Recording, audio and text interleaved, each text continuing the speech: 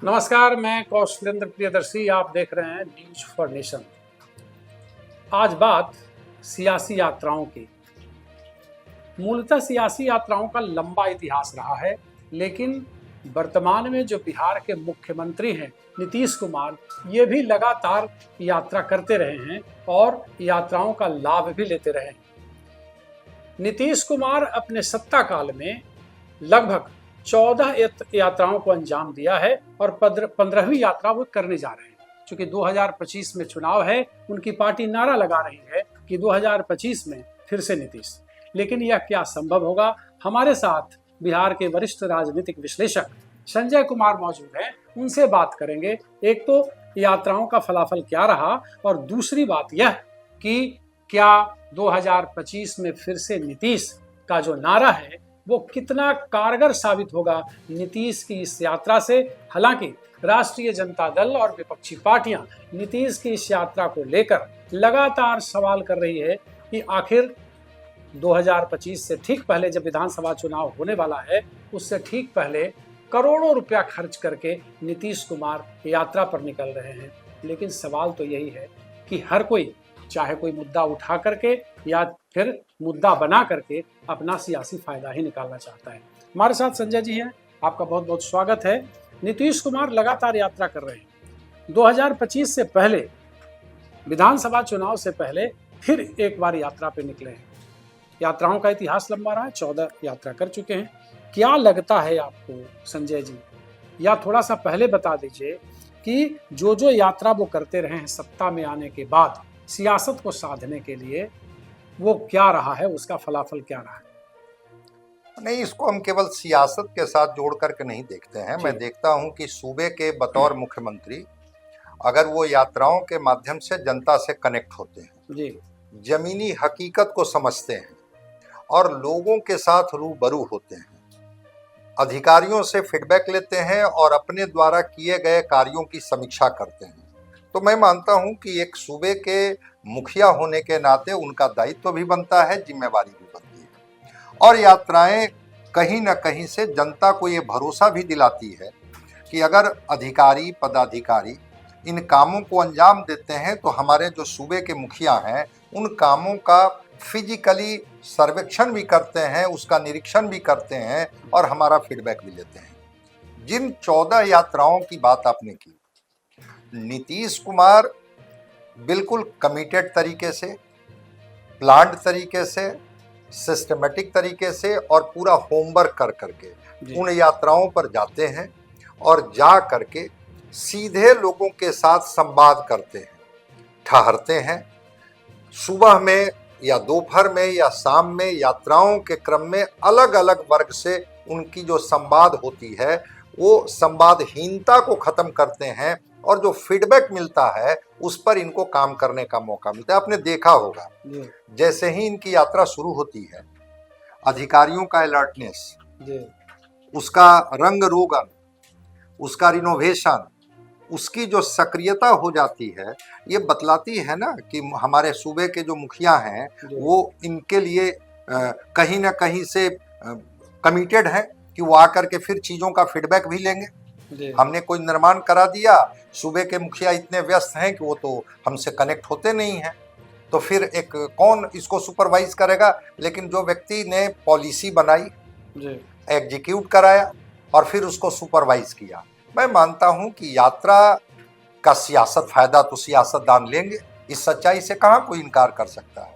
लेकिन इस बात की भी सच्चाई है कि फीडबैक लेना शायद कोई सीखे तो नीतीश कुमार जी से। ये फीडबैक भी लेते हैं न उन अधिकारियों से बल्कि जनता से, आम लोगों से। और अभी मैं एक छोटा लेटेस्ट उदाहरण देके मैं बात को समाप्त करूंगा। अभी आपने देखा कि पिछली यात्रा में इन्होंने जीविका दीदियों के साथ संवाद किया और लोकसभा का चुनाव के परिणाम में जीविका दीदियों का मत कैसे सर चढ़ करके बोला सबको पता है। बेगूसराय का एक एग्जाम्पल आप ले लीजिए तो जीविका दीदियों ने ही वहां की तस्वीर बदल दी। जो बेगूसराय में बिल्कुल वो तो मतलब जो 30 सीट एनडीए जीतने में कामयाब रही, उसमें नीतीश कुमार की जो महिला सशक्तिकरण की पॉलिसी है, या जीविका दीदी हो या आशा सेविका हो, उनकी भूमिका आप हम मानते हैं। मैं पूरी तरह से मानता हूं, ये जीविका दीदी और आशा सेविका तो एक सांगठनिक तौर पर है ना, जो बिहार के 48% महिला वोटर हैं।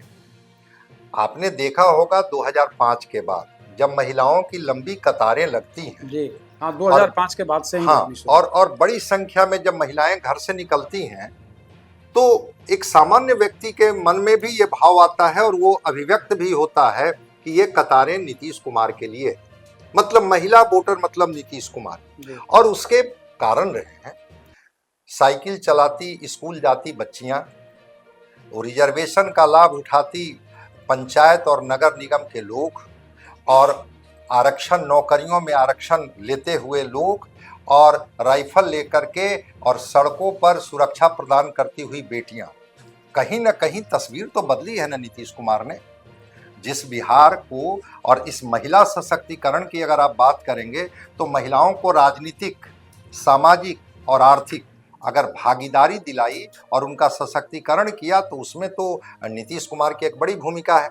ये संवाद यात्रा भी महिलाओं का उसी की एक कड़ी मैं मान के चलता हूँ। उनको बताएंगे कि हमने आपके हिस्से में क्या लाया, क्या दिया, आप खड़ी कहाँ थी, आज आप कहाँ खड़ी हैं। तो मैं मानता हूं कि महिला सशक्तिकरण जो इन्होंने करके दिखाया, जिसका अनुकरण कई लोगों ने, कई राज्यों ने किया, देश ने किया, हम समझते हैं कि इस यात्रा के माध्यम से ये बताने की भी कोशिश करेंगे। लेकिन विपक्ष का जो एक बड़ा आरोप है कि 225 या समथिंग करोड़ रुपया ये खर्च कर रहे हैं इस यात्रा पर, तो विपक्ष का कहना है कि ये यात्रा इनकी जो है ये सिर्फ सियासी लाभ के लिए। अब देखिए, विपक्ष को आरोप लगाने के लोकतंत्र में इजाजत है, वो आरोप लगाए, लेकिन अगर सूबे के मुखिया नीतीश कुमार जी हैं, ठीक है, कैबिनेट ने, वो नीतीश कुमार जी ने नहीं, कैबिनेट ने उसकी स्वीकृति दी 225 करोड़ रुपए की। ग्रामीण विकास विभाग इसका नोडल एजेंसी होगा। अब वो 225 करोड़ रुपए की राशि कहाँ खर्च होगी, उन योजनाओं पर जरा देख तो लेने दे विपक्ष कि वो राशि कहाँ खर्च करेंगे। अगर नीतीश कुमार, क्या कल्याणकारी राज्य की अवधारणा बिहार में नहीं है क्या? महिलाओं के हिस्से में इस खजाने का कोई पैसा नहीं है। वो 225 करोड़ रुपए की राशि अगर महिलाओं के वेलफेयर में जाता है, बालिकाओं के शिक्षा में जाता है, उनके सशक्तिकरण में जाता है, तो शायद मैं समझता हूं कि विपक्ष के इस सवाल और इस आवाज में कोई दम नहीं रह जाएगा। जनता इसको समझती है। हाँ, नीतीश कुमार अगर वैसे होते जो कि उसके कोई हिसाब किताब नहीं देते, तब एक सवाल हो सकता था। नीतीश कुमार तो जिन योजनाओं को भी आकार देंगे, बताएंगे कि किस मद में किस राशि गई। और ये तो एक है ना, बिहार के लोगों को भरोसा है, तभी तो इनको बार बार मैंडेट मिल रहा है कि इन्होंने बिहार की राशि का कभी बंदरबांट नहीं किया, बिहार की राशि का इस्तेमाल किया और सही इस्तेमाल किया। नीतीश कुमार पर तो इतना भरोसा पक्ष को भी करनी चाहिए, विपक्ष को भी करनी चाहिए। हाँ ठीक है, उस राशि में अगर लगता है कि कोई गड़बड़ी हुई है, विपक्ष सवाल उठाए, लोकतंत्र में सवाल उठाने का अधिकार है। आप बतौर एक सशक्त और सक्रिय विपक्ष की भूमिका में रह करके आप सवाल उठाइए। पहले वो राशि कहाँ खर्च होती है, और वो अभी तो सैंक्शन ही हुआ, नीतीश कुमार जी उस राशि का कहाँ कहाँ सदुपयोग करते हैं या उस राशि का सदुपयोग नहीं करते हैं, फिर विपक्ष सवाल उठाए कि इस खजाने का एक बड़ी राशि नीतीश कुमार जी ने ऐसे ही खर्च कर दिया। एक जो बात संजय जी, आपने यात्राओं के बीच में मैंडेट की बात आपने की कि नीतीश कुमार को मैंडेट मिला, लेकिन 2020 के चुनाव में नीतीश कुमार ने बहुत अच्छा काम किया। हालांकि इधर से उधर बार बार होते रहे और अंततः फिर भाजपा के एनडीए के पाले में आए, फिर बाद में महागठबंधन के पाले में आए, फिर इधर पाले में आए। लेकिन 2020 के चुनाव में जो समीकरण जिस तरीके से बैठा और नीतीश कुमार 43 सीटों पर सिमटने को मजबूर हो गए, उसके बाद भी एक चेहरा की तरह भारतीय जनता पार्टी ने इस्तेमाल करते हुए नीतीश कुमार को पुनः मुख्यमंत्री बनाया। ठीक है, बीच में स्थिति आई उनके कि उनका तबीयत खराब है या बाकी चीज़ें थोड़ा सा विषयांतर हो रहे हैं। तो मैंडेट का जहाँ तक सवाल है, तो नीतीश कुमार अकेले दम पर कभी भी बिहार में सफल नहीं हो पाए। उनको किसी न किसी का साथ चाहिए, या आप ऐसे कह सकते हैं कि भारतीय जनता पार्टी या फिर राष्ट्रीय जनता दल की जरूरत हुए हैं। हाँ बिल्कुल, आपने, हम उसी सवाल की तरफ जा रहे थे कि इसको ऐसे भी समझा जाना चाहिए जी कि सत्ता के केंद्र तो नीतीश कुमार 2005 से बने हुए हैं।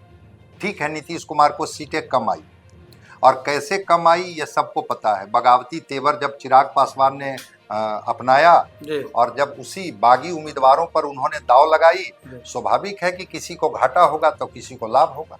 इसका लाभ मिला आरजेडी को और आरजेडी की सीटें बढ़ी, सबसे बड़ी पार्टी के रूप में उभर करके आई। लेकिन सिमटते सिमटते भी नीतीश कुमार जी वहां तो जरूर खड़े थे ना जहां पर वो गणित, वो अंक गणित काम करता है, जहां से सरकार बनती है। चाहे आरजेडी के साथ ये रहें, चाहे बीजेपी के साथ रहें, क्या नीतीश कुमार के बिना भी कोई गणित बैठता है जिसमें जो मेजॉरिटी की जरूरत है वो बन पाएगा? तो नीतीश कुमार 43 सीट ला करके भी भाजपा ने कहा कि नहीं, वो तो कहे थे कि मैं नहीं बनूंगा, हम कमिटेड हैं, आप बतौर मुख्यमंत्री अपनी जिम्मेवारी संभालिए। और बीजेपी ने उनको कहा, इसलिए कि बीजेपी इस बात को समझ रही थी कि बिना नीतीश कुमार को लिए हुए बिहार में कोई समीकरण नहीं बनता है। तो मैं मैंडेट की जहां तक बात करता हूं, मैंडेट फ्रैक्चर्ड हो सकता है और आप तो देख रहे हैं लगातार 2005 के बाद से फ्रैक्चर्ड मैंडेट ही मिला है, या तो इंडिया गठबंधन या एनडीए गठबंधन। लेकिन गठबंधन के एक धुरी तो नीतीश कुमार बने हुए हैं। नीतीश कुमार है, इसमें कहीं कोई शक नहीं कि नीतीश कुमार धुरी हैं। ऐसे मतलब एक शब्द का इस्तेमाल होता है कि वो पॉलिटिकल सियासी सैंडविच हैं। उनकी ज़रूरत दोनों तरफ के लोगों को है। अगर इनके पक्ष में है तो ये जीत के कुर्सी पर आएंगे, और अगर उनके पक्ष में है तो वो नहीं। मैं मानता हूं कि नीतीश कुमार के आ जाने के साथ, चूंकि राजनीति में 2+2 4 नहीं होता जी, लेकिन अभी आप लोकसभा का चुनाव में देख लीजिए, नीतीश कुमार जी बीजेपी के साथ आए और एनडीए 30 सीटें जीत जाती है। नीतीश कुमार का वोट सीधे ट्रांसफर हो जा रहा है एनडीए के पक्ष में। एनडीए का भी वोट मिलता है। सर्वे जो था वो थोड़ा उल्टा दिखा रहा था। लेकिन जिसको कहते हैं ना कि बाउंस बैक करना, उस फिनिक्स पक्षी की तरह कि राख से भी नीतीश कुमार निकल जाते हैं। लग रहा था जिस तरफ आपने छोटा सा इशारा किया कि फिजिकली और पॉलिटिकली नीतीश कुमार को कहा गया था कि ये बहुत अब फिट नहीं है। लोकसभा चुनाव के पहले तो यही कयास लगाया जा रहा था। भारतीय जनता पार्टी ने कहा कि नहीं, हम लड़ेंगे, गठबंधन में लड़ेंगे। और नीतीश कुमार का वोट बोला, अगर पति किसी और के साथ खड़े थे तो पत्नी ने कहा कि नहीं, हम तो नीतीश कुमार के पक्ष में मतदान करेंगे। तो महिलाओं का जो वोट बोला, उसकी बदौलत 30 सीटें जीत करके समीकरण तो आरजेडी ने बदल दिया था। माई से माइक पर पहुंच गए थे। जो मुस्लिम यादव का समीकरण था उसमें कुशवाहा ऐड हो गया था और लगा कि समीकरण का लालू प्रसाद जी ने ऐसा गेम किया है कि एनडीए इस बार किनारे लग जाएगी। लेकिन नीतीश कुमार का वोट बोला, और खास करके महिलाओं का वोट, जो 48% जिस महिला मतदाताओं की बात मैं बार बार कर रहा हूँ, वो बोला और 30 सीटें लोकसभा में जीती। अभी देखिए ना, वो कॉन्फिडेंस का ही तो नतीजा है। ये 225 का टारगेट लेके चल रहे हैं, जो अभी तक इन्होंने नहीं अचीव किया है। एक बड़ा लक्ष्य कि हम 225 सीटें लाएंगे।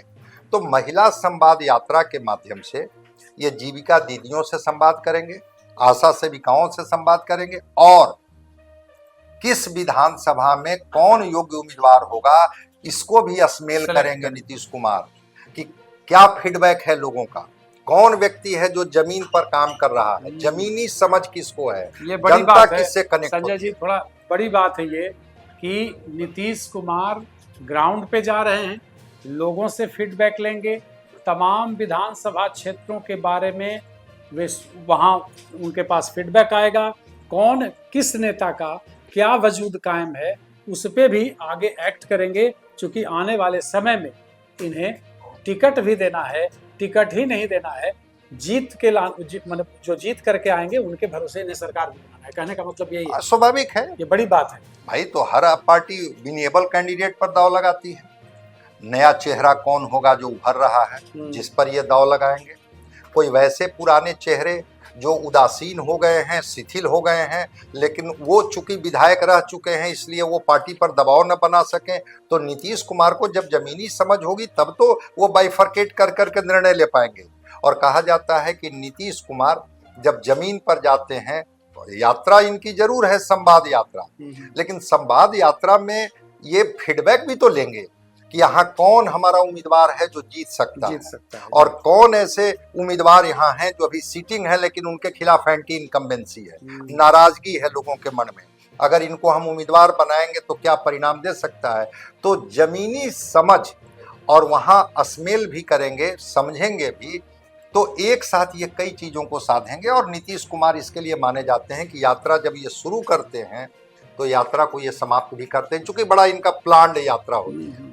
कब से शुरू होगी, कितने जिलों से होगा, कितने विधानसभा को हम कवर करेंगे, कौन लोगों से किस समय मुलाकात होगी, उस मामला में नीतीश कुमार एक बड़े ही सुलझे और संयमित, और जिसको कहते हैं कि एक वैसे नेता, ऐसे ही नीतीश कुमार को नहीं कहा जाता है कि राजनीति की जो समझ है उसमें चाणक्य के साथ इनकी तुलना कर दी जाती है।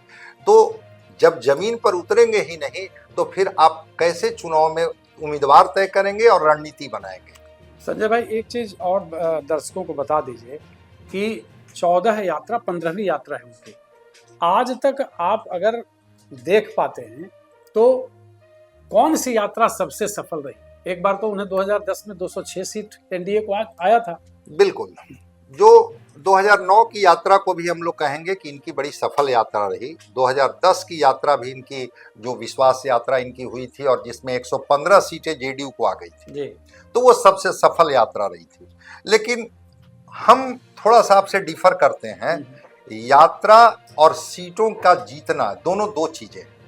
यात्रा मतलब आप जनता से कनेक्ट हो रहे हैं, जनता के बीच में मौजूद है, सूबे का मुखिया ये यहाँ पर जो है जनता दरबार लगा करके जनता से संवाद कर रहा हो, जनता के बीच में मौजूद हो, मुद्दे को लेकर के वो सजग हो, सक्रिय हो, आपसे आपकी नाराजगी पूछ रहा हो। तो मैं इसको इस रूप में नहीं लेता हूँ, मैं लेता हूँ कि नीतीश कुमार ने यात्राओं के माध्यम से बिहार की जमीनी हकीकत को समझा और बेहतरी के लिए जो इसके पास साधन था उसके लिए काम किया। हम इसको इसी रूप में लेते हैं। और बाकी पार्टियों को भी मैं कहूँगा कि जमीन पर उतरनी चाहिए, जानी चाहिए, संवाद करनी चाहिए। संवादहीनता का कोई मतलब नहीं होता है। और अब तक जितने एनटी रामाराव ने जो 75,000 किलोमीटर की यात्रा की थी, जो माना जाता था कि 82 में जो गेम चेंजर साबित हुआ था, जी। उसी के बाद उन्होंने पार्टी बना ली और सरकार भी, उसके बाद उन्होंने पार्टी बना ली और सरकार भी बना ली। जितने भी चंद्रशेखर की यात्रा, हाँ, चंद्रशेखर की यात्रा माना जाता है कि गेम चेंजर साबित हुई। अभी आप देख लीजिए राहुल गांधी की यात्रा का परिणाम हुआ कि 99 सीटें इसी देश के लोगों ने उनको दे दिया। तो यात्राएं तो गेम चेंजर होता है, इस सच्चाई को स्वीकार करने में कोई दिक्कत नहीं है। और नीतीश कुमार इसके पर्याय हैं कि यात्राएं करते रहते हैं। सीटों का घटना और सीटों का बढ़ना, इसको मैं यात्रा से कोरिलेट करके नहीं जोड़ते हैं आप। लेकिन एक जो और सवाल है, यात्राओं ने सियासी बदलाव किया है, इसमें कहीं कोई शक नहीं। आपने देखा होगा कि पिछले चुनाव में महाराष्ट्र में लाड़की बहन योजना, मैया सम्मान योजना, मध्य प्रदेश में लाडली योजना, इन योजनाओं ने राजनीति की धार बदल दी। मतलब जो एंटी इनकम्बेंसी फैक्टर दिख रहा था, जो राजनीतिक विश्लेषक थे उन्हें ऐसा लग रहा था कि अब सरकार गई, इनका पैकअप होने वाला है। लेकिन जब परिणाम आया तो लोगों की आंखें फटी रह गई। तो नीतीश कुमार जिस यात्रा पर निकल रहे हैं महिला सशक्तिकरण, हालांकि मतलब 50% जो पंचायतों में आरक्षण या बाकी, जैसे आप कैसे कहते हैं कि महिलाओं की लंबी कतार रहती है और महिलाएं उनके वोट का आधार बैंक है, वहीं से वो कमाल कर जाते हैं जो जिन निकलता है। तो क्या कोई बड़ी योजना की घोषणा, इस तरीके की योजना जहां सीधे फंड में उनका पैसा जा रहा हो, नीतीश कुमार भी 2025 में कुर्सी पाने के लिए कुछ ऐसा खेल खेल सकते हैं और महाराष्ट्र से भी प्रचंड जीत?